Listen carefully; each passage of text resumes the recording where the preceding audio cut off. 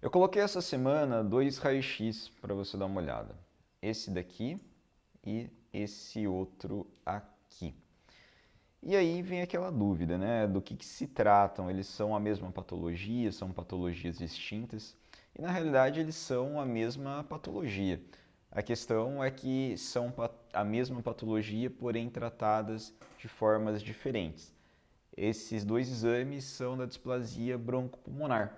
A questão é que a displasia broncopulmonar, decorrer dos anos, teve uma série de incrementos, uma série de melhoras no seu tratamento, e isso fez com que houvesse uma divisão nessa fisiopatologia e, consequentemente, até mesmo manifestação radiológica delas.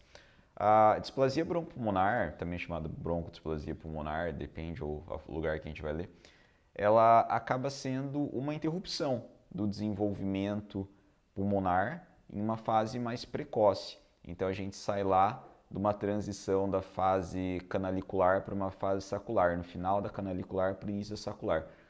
E o ideal é que toda a via aérea ela seja formada de forma bifurcada e linear. Quando acontece a displasia broncopulmonar, a gente tem toda uma formação dessa via aérea, que deveria ter sido formada antes, lá intraútero, ela é formada extraútero. Então acaba tendo uma grande alteração, principalmente anatômica, uma via aérea que começa a ficar mais tortuosa, toda acotovelada. Isso faz com que o fluxo aéreo seja muito prejudicado. Ao invés de ele ser laminar, ele tende a ser turbilhonado. E aí vem vários pontos em decorrência disso. Esse exame aqui, ele trata-se da velha displasia broncopulmonar, que não tinha ainda muito uso de surfactante, que você tinha uma ventilação com volume corrente muito alto, com pressões muito altas, com muita oferta de oxigênio. E a gente vê toda uma marcação, uma reticulação bastante grosseira, dá para perceber como se formassem várias redes bilaterais, bem espessas, formando inclusive várias áreas císticas, né? Até pode ter aqui nesse meio a presença do enfisema intersticial. E isso daqui é o que a gente chama de velha displasia broncopulmonar. É quando você não tinha um advento muito bom, muito adequado nesse critical care do paciente. Agora, quando a gente olha aqui, esse outro raio-x também é de uma displasia broncopulmonar, a gente ainda percebe algumas opacidades intersticiais mais grosseiras, porém menos intensas. Repara que ela fica mais central, chega um pouquinho na periferia. Aqui até tem uma área de consolidação pequena também. Só que observa como é bem diferente um raio-x do outro. Esse daqui é a velha displasia, esse é a nova displasia. Aqui a gente já tem o advento do surfactante sendo usado com mais frequência, de forma até mais precoce.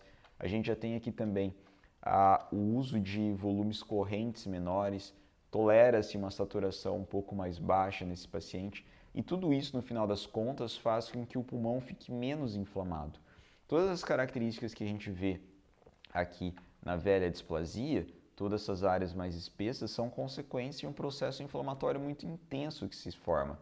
E a gente sabe que o processo final da inflamação é justamente a cicatrização.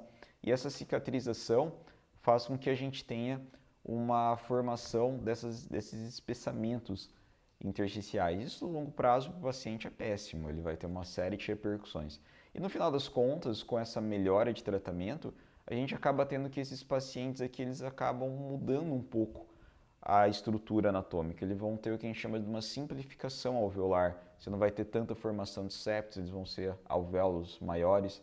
A gente ainda vai ter também aqui uma alteração da angiogênese, né? Então na formação vascular e na angiogênese são coisas diferentes.